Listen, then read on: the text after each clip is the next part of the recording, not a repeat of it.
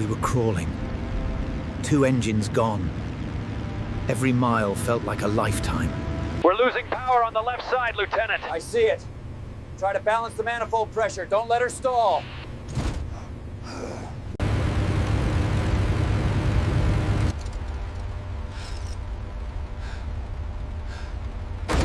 We've got a fighter escort, sir. A Thunderbolt. He's staying with the formation.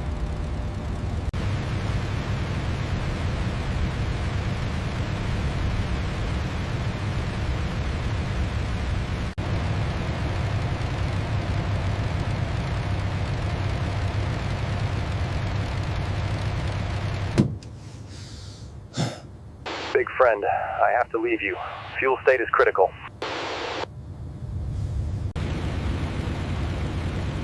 Understood, Jersey. You did enough. More than anyone could ask. Get home. 42 isn't getting lost in point.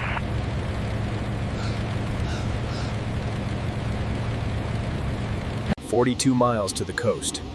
My engine had maybe a minute left. The math screamed at me. Turn back. Not yet. We're going home together. Or not at all. This is Howell. We are losing altitude fast. Prepare for the worst. In that moment, Hope was reborn. A terrifying, impossible hope.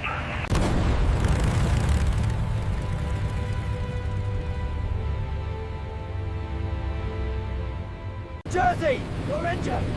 Your Jessica! You can't glide! Make for the French coast! Bail out! Bail out!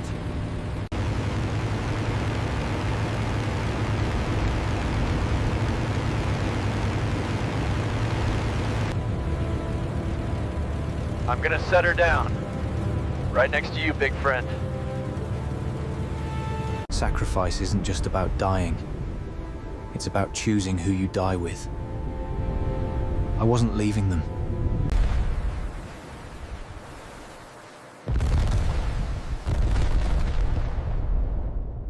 October 12th, 1943. The thin, freezing air above the Rhineland offers no welcome.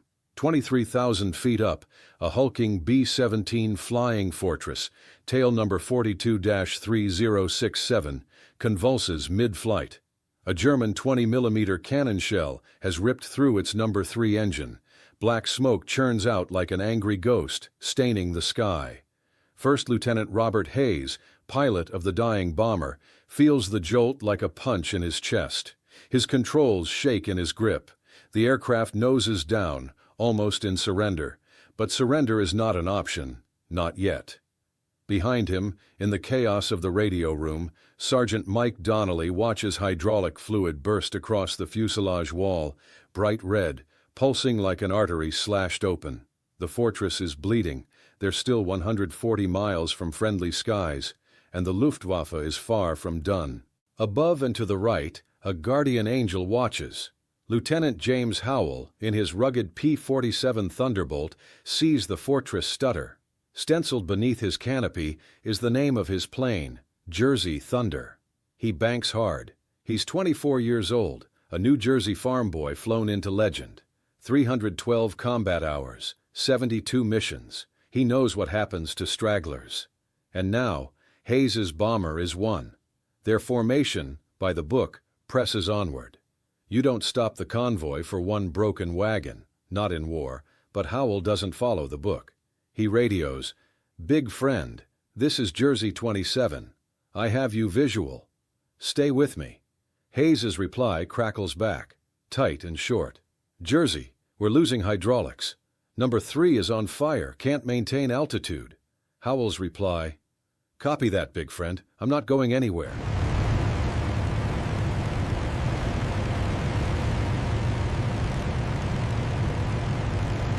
Every law of physics said we were dead. Gravity was pulling us down. The Germans were trying to finish the job. Pull her up, Morrison! Feather engine 3 now! It's jammed, Captain. We're losing hydraulics.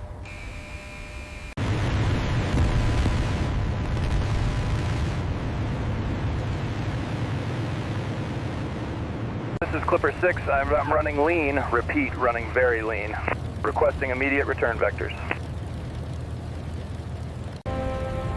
But there was one law I wouldn't break. You don't leave your brothers behind.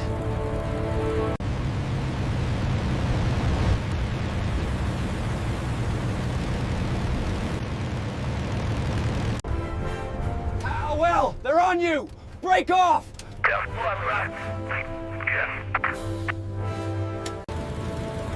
Negative. Lucky strike. Holding the line.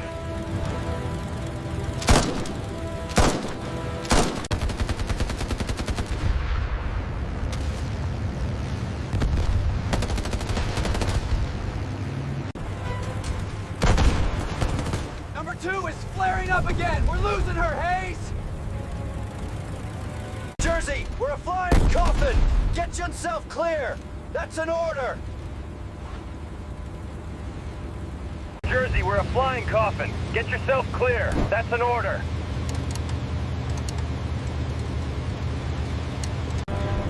Lucky strike. My fuel state is critical. I have to leave you soon.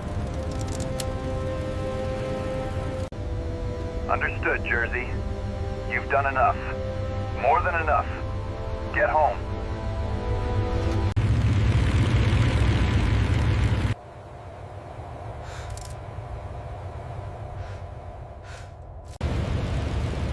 Not yet. We're going home together. Or not at all.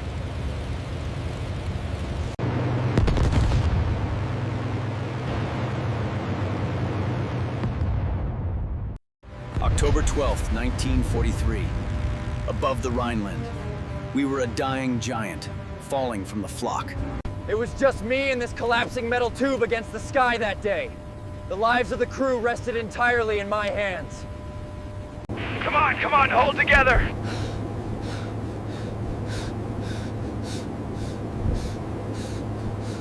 She was bleeding, Hut! 140 miles from home.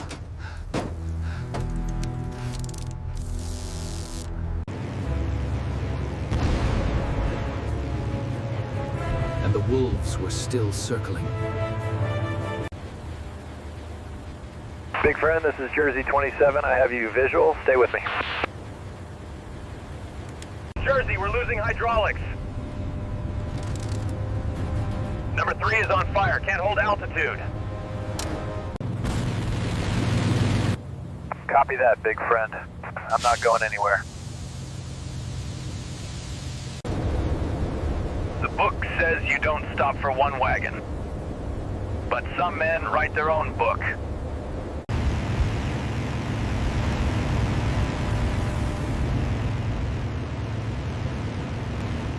There's a moment you stop thinking.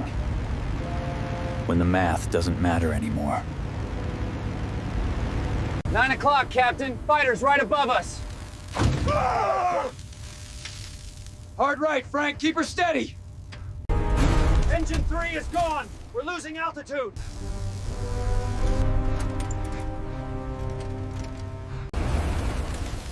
We can't bail out here. It's a death sentence. Rules, orders. Fuel, just noise, fading away.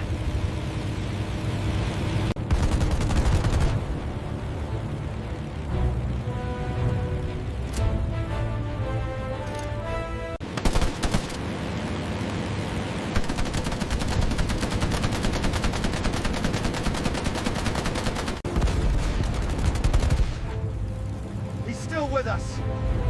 That crazy bastard is still with us! Low on fuel, facing 6. The odds are suicide. But that's my bomber. Another fire! Ah! We're down to 2! Red line. She's running on fumes now. The channel might as well be the Atlantic. Fortress, this is Jersey. My fuel state is critical. I have to leave you soon. Understood, Jersey. You've done more than enough. Get home.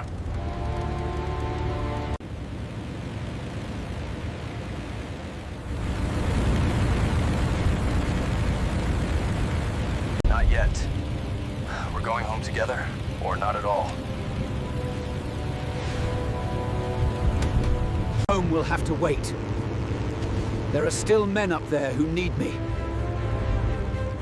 That mission started 6 hours earlier. The 100th Bomb Group, Hayes and his crew, on their 19th run. Target?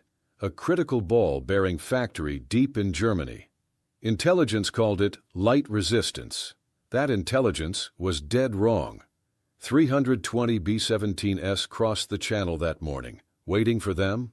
Over 400 German fighters. The skies over the German border became a battlefield of metal and flame.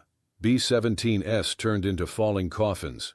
Escorts in P-47s and P-51s fought like demons, but they couldn't hold the line forever. Their range was limited. As they turned back, the bombers were left exposed. Hayes and his crew were already wounded. Flak had erupted beneath them on the bomb run. The ball turret gunner, Eddie Martinez, took shrapnel. Waist gunner Tommy Briggs was knocked unconscious. Then the enemy fighters joined the fray, carving through the sky with cannon bursts. 4 FW-19s, screaming down from 11 o'clock high. 2 seconds of cannon fire turned metal into Swiss cheese. Sergeant Paul Richter, Hayes's top turret gunner, manages to bring down the lead attacker. But 3 more slip past. The fortress lurches again. That's when number 3 engine dies entirely.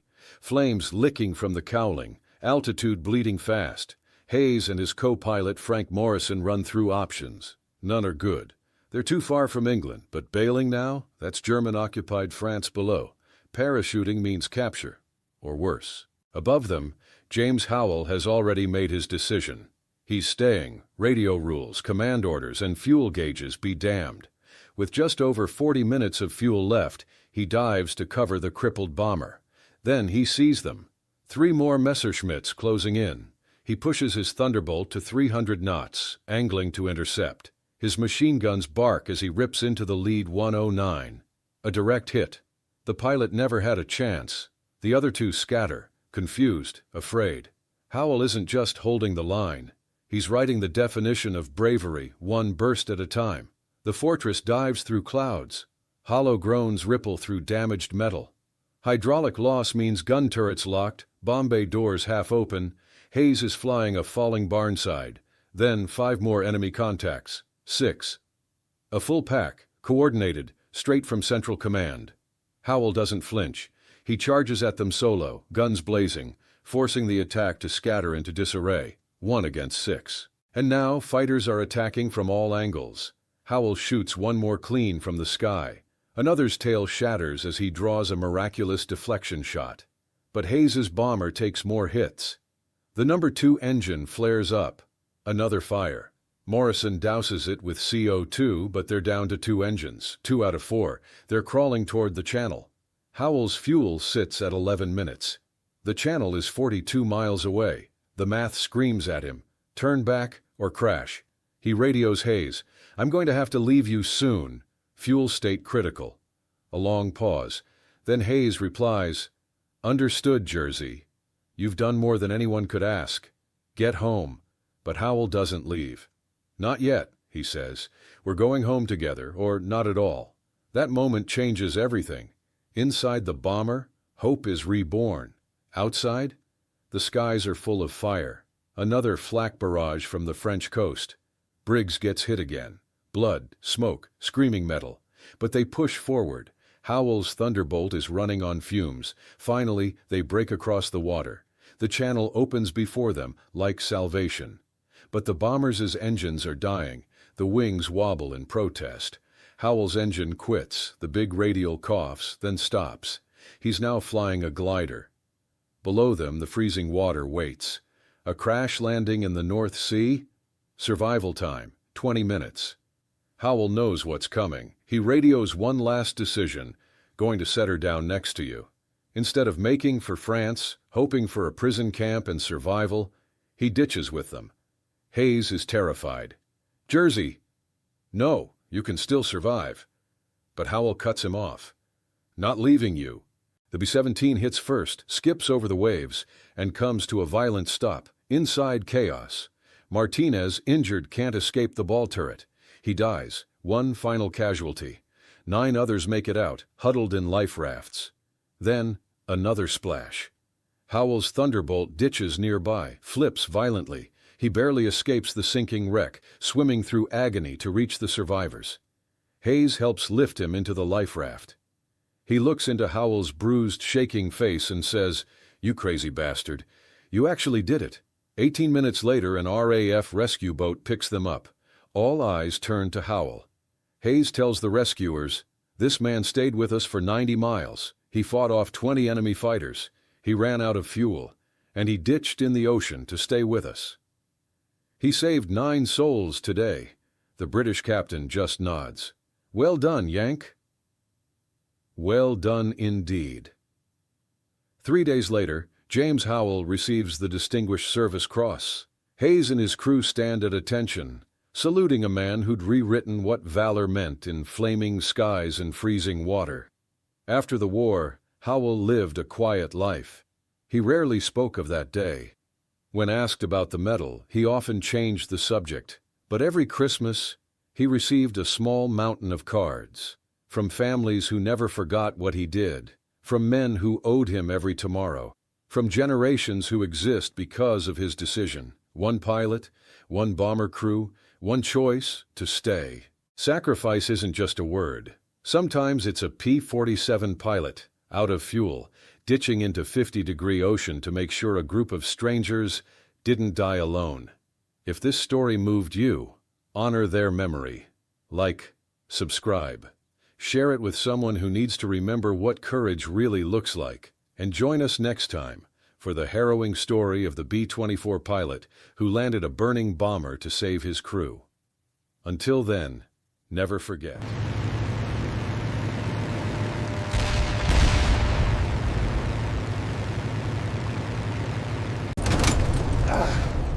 She's giving up that ghost, Howell. We're going in. Liberty Bell to Thunderbolt. We're losing power to engines 3 and 4. We can't make the coast. Roger. I see you, Bell. I'm right here with you.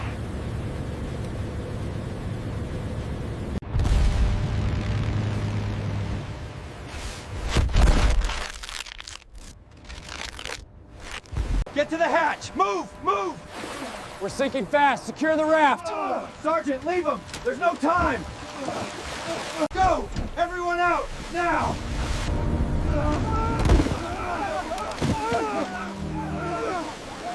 He's leaving us! He's leaving us! Oh God, he's leaving us!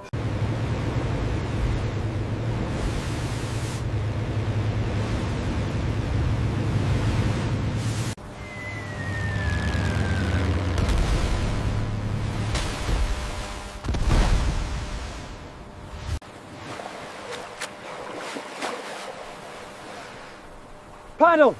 Go get him!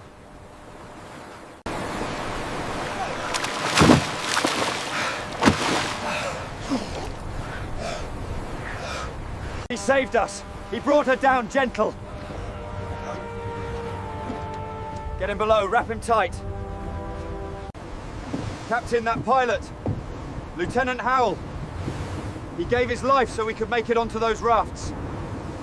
This man stayed with us for 90 miles. He fought off 20 enemy fighters. He ran out of fuel. Well done, Yank. Well done indeed. Well done indeed. They told me what you did out there. A remarkable achievement, Lieutenant.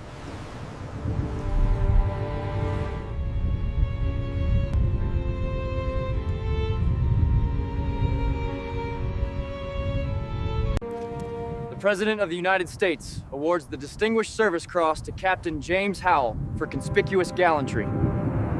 They called it valor, a reward, but it felt like an epitaph.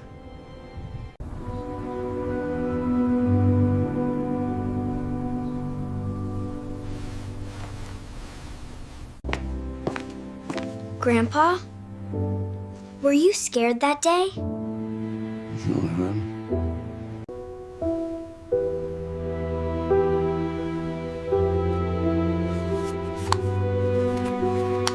Some things are best left in the past.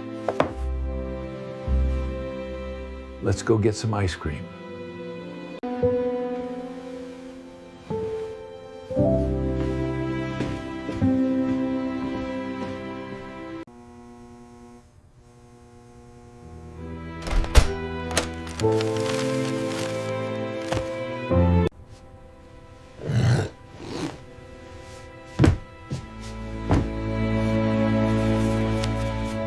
Merry Christmas, Mr. Howell. My children exist because of you.